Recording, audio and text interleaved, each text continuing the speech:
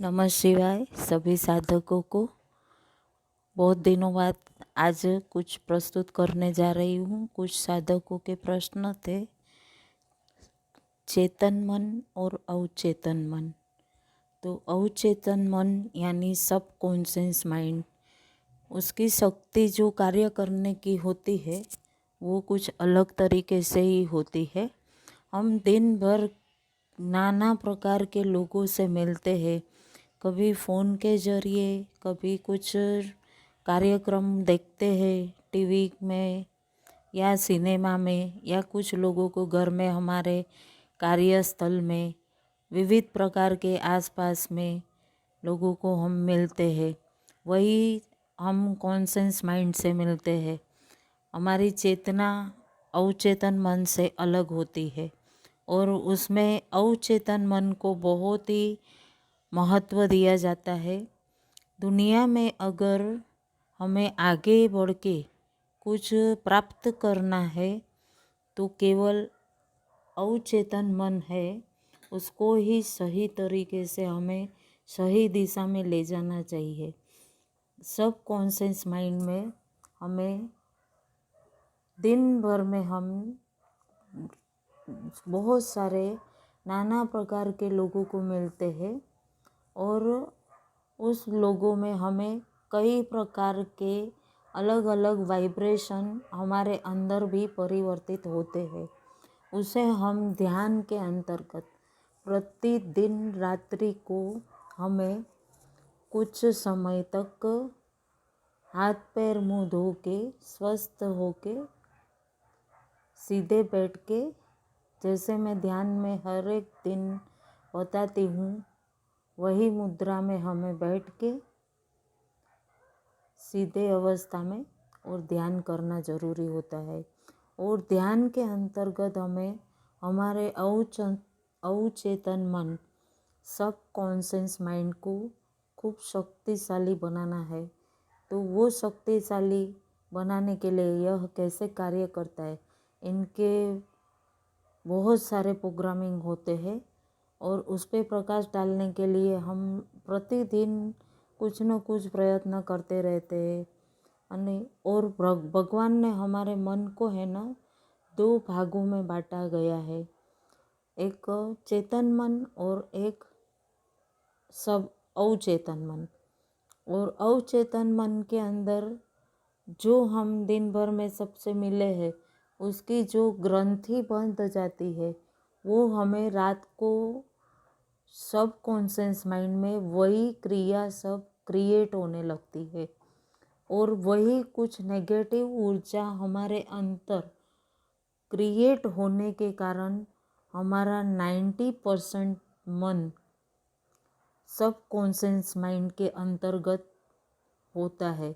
हमें कई प्रकार के तर्क आते हैं, कोई स्तर तक हम चाह कर भी नहीं पहुंच पाते।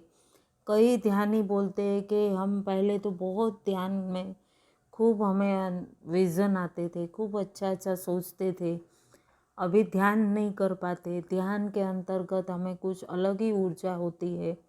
तो ये हमारे कार्मिक कारणों के कारण होता है। और अपने चेतन मन को हम जो सोचते हैं चेतन मन से, वही सारी चीज़ हमारे सब कॉन्शियस माइंड में रात्रि को कार्य करने लगती है। इसलिए हमारे गुरुजी अवधूत शिवानंद जी यही कहते हैं कि आप वही सोचो जो आप चाहते हो। आप क्या चाहते हो वही सोचो। वही सोचने से हमारा सब कॉन्शियस माइंड है वो कार्य करता है। और अवचेतन मन में यदि हम कुछ गलत विचार लाएंगे तो वो हमें बहुत ही बाद में हमें बहुत ही अवचेतन मन के जरिए नाना प्रकार के रोग क्रिएट होते हैं शरीर में। और ये हमें अवचेतन मन के अंतर्गत ही, सतर्क न रहने के अंतर्गत ही हमें ये सब मिलता है। और हमें सबसे पहले तो स्वीकार भाव लाना जरूरी है। अपने अंदर स्वीकार भाव को लाना खूब ज़रूरी होता है। स्वीकार भाव इसलिए लाना ज़रूरी है कि हमारे जो रिश्ते हैं, हमारे जो माता है, पिता है, भाई बंधु, लड़की है तो उनके ससुराल पक्ष वाले, जेंट्स है तो उनके ससुराल पक्ष वाले, पति पत्नी, ये सब हमारी जो आत्मा है उसने ये स्थूल शरीर धारण किया, उसके पहले ही सारा निश्चित आत्मा ने किया रहता है। हमें किस व्यक्ति से, किस प्रकार से, किस तरह से, कहाँ अड़चन आएंगी, किस समय हमें कौन से व्यक्ति से मिलना है, कौन सी आत्मा हमें कौन सा अनुभव देंगी। कई जन बोलते हैं मुझे, आज कई साधकों के फ़ोन आए, कहा मुझे कि मुझे इन लोगों ने, किसी ने, कोई रिश्तेदार ने, किसी को सास ने, किसी को दिरानी ने, किसी को जेठानी ने हमें दुख दिया। तो हमें जो कार्मिक सिद्धांत है उसके अनुसार कोई भी हमें दुख देता ही नहीं है। ये आप सब साधक निश्चिंत कर ले अपने सब कॉन्शियस माइंड में। हमें कोई भी व्यक्ति बाहर से आके हमें दुख अपमान कर ही नहीं सकता। वो जो दुख या वो जो कार्मिक है वो हमें हमारे सब कॉन्शियस माइंड में जन्मों जन्म से हमने जो ग्रंथि बैठा के रखी है, वही ग्रंथि को हम समय अनुसार, वो ग्रंथि, वो व्यक्ति हमें सामने वाला आके कुछ अनुभव देता है, लेकिन वो आत्मा भी नहीं जानती। वो स्थूल शरीर भी आत्मा जानती है, लेकिन वो स्थूल शरीर भी नहीं जानता होता कि इस मानव को, ये सामने वाले स्थूल शरीर को, फलाना नाम को, फलाना को हम इस तरह से दुख दे। वो सब आत्मा की जो बातें हैं वही सब आत्मा ने निश्चित की रहती है। आप अपने चेतन मन में सोचते हैं और अपनी आदत अभ्यास अनुसार वही आपके अवचेतन मन में बस जाता है। यानी कि आप जो दिमाग पर बार बार विचार लाते हैं वही आपकी आदत बनती है, वही आपके अवचेतन मन में आता है और उसी आधार पर सारे कार्य होते हैं। आपको आपकी भावनाओं को, रचनात्मक क्रिया को मस्तिष्क में निरंतर एक स्थान पर अवचेतन मन में सोचने के लिए जो हम सोचते हैं, अगर हम किसी के लिए बुरा सोचते हैं तो वो किसी के लिए बुरा सोचा हुआ सर्वप्रथम हम स्व के ऊपर आती है वो सारी बातें। इसी अंतर्गत हमें अपनी समझ और विश्वास, समझ के अनुसार हमें विश्वास करना खूब ज़रूरी है। और यह हमें हमेशा किसी के साथ विवाद, बहस यह नहीं करना चाहिए। अवचेतन मन को हमें निरंतर किसी के साथ तुलना नहीं करनी, किसी के साथ कलह नहीं करना, और हम हमेशा पॉजिटिव जितना सोचेंगे, जितना हम हमारे जीवन में अच्छी अच्छी बातें, जो अच्छी सुखद घटना है उसको दिन प्रतिदिन जितना याद करते रहेंगे, वही हमारे साथ घटना धीरे धीरे धीरे धीरे अच्छी होगी। जैसे कि कभी कोई व्यक्ति को ऐसे होता है कि कहीं कोई व्यक्ति से दुख होता है तो वो आत्मा ऐसा सोचती है कि मुझे फलाने व्यक्ति ने दुख दे दिया, वो व्यक्ति कोई दुख नहीं दिया रहता। हमारी जो अंदर बैठी स्पिरिचुअल आत्मा है, उसने ही वो सारे उस समय उस अवधि सबको निश्चित किया रहता है।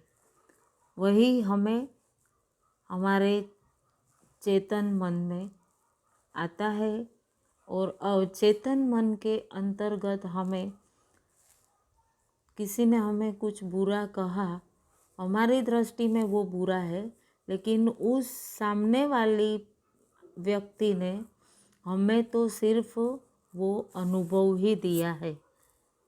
इसी तरह यदि आपका अवचेतन मन में सब कुछ जानना चाहते हैं, सब कुछ कैसे निश्चित होता है, अंतर्मन के माध्यम से ब्रह्मांड की समस्त शक्तियों को कैसे हम अपने पक्ष में और सकारात्मक ऊर्जा को कैसे करना है अपने बस में, तो उसके लिए हमें हमेशा दूसरों की, प्रत्येक जीव मात्र की भलाई का सोचना है। प्रत्येक जीव के लिए हमें विश्वास रखना, उनके लिए हमें प्रेम उत्पन्न करना और सकारात्मक सोच से हमें बहुत ही अंदर खुशी मिलेगी और वही खुशी हमारे अवचेतन मन में धीरे धीरे करके एक नया परिवर्तन, एक नया आयाम लेके आएंगी। इसी तरह हम अपने पसंदीदा जीवन जी सकते हैं। मैंने कई साधकों को जो सब कॉन्शियस माइंड के ऊपर कुछ लेखन के लिए कहा था कि हमें पॉजिटिव और प्रेजेंट में लिखना है।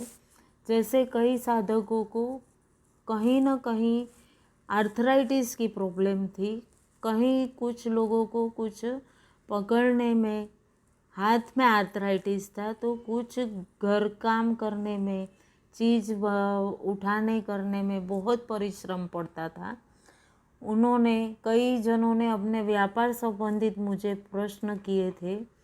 सभी को मैंने कहा था कि जब रात्रि को आप सोने जा रहे हैं हाथ मुंह धो के, तब आप येलो एक नोटबुक लीजिए, उस पर एक गोल्डन कलर का कवर लगा दीजिए। ये हमारी गोल्डन बुक हो गई। इस गोल्डन बुक पे हमें एक सेंटेंस प्रेजेंट में, जैसे एक एग्जाम्पल दे रही हूँ कि हमारा व्यापार व्यवस्थित चल रहा है, हमारा निर्वाह व्यवस्थित हो रहा है। ये सेंटेंस इस तरह से उदाहरण दिया है।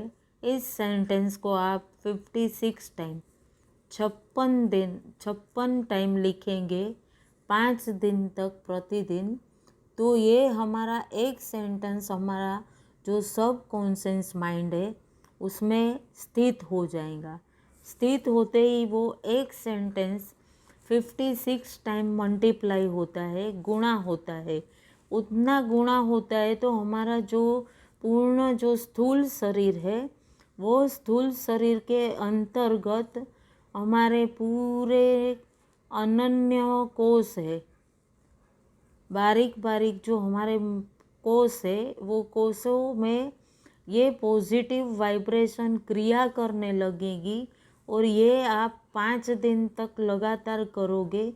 फिर वो बुक जो गोल्डन बुक है वो हमें किसी के हाथ ना आए, किसी भगवान के जहाँ आप सब पुस्तक रखते हैं उस स्थान पे रखिए और धीरे धीरे देखिए आप कितना दिव्य परिवर्तन सभी साधकों के जीवन में आएगा।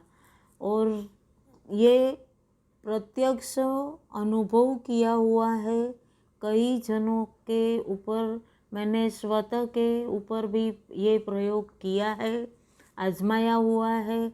और स्व से बढ़कर कोई चीज़ ही नहीं होती। आप सभी को यह कुछ पूछना हो, इस सब कॉन्शियस माइंड के बारे में आगे और जानकारी चाहते हो, तो आप ग्रुप में मैसेज डाल सकते हैं। सभी साथियों को मैं अपने योग्य समय अनुसार आपको ग्रुप में ही जवाब दूंगी। और आज कुछ साधकों ने जो सब कॉन्शियस माइंड के लिए, अवचेतन मन के लिए प्रश्न किए थे, तो मैं अपना आपको उत्तर दिया हुआ है। उसी हिसाब से आप अपने सब कॉन्शियस माइंड कैसे कार्य करता है उस विषय पे आज की चर्चा आपको कैसे लगी वो ज़रूर सभी साधकों जना बताइएगा। इसके अंतर्गत आपको सब कॉन्शियस माइंड में कैसे कार्य करना है वो आप स्व जान सकते हैं, कर सकते हैं बखूबी। बहुत ही दिव्य परिवर्तन आएगा और गुरु की अपार कृपा बरसेंगी। इसी के साथ आज का ये सेशन मैं यहीं पे समाप्त करती हूँ। सभी को नमः शिवाय। धन्यवाद। आप ही सभी साधकों का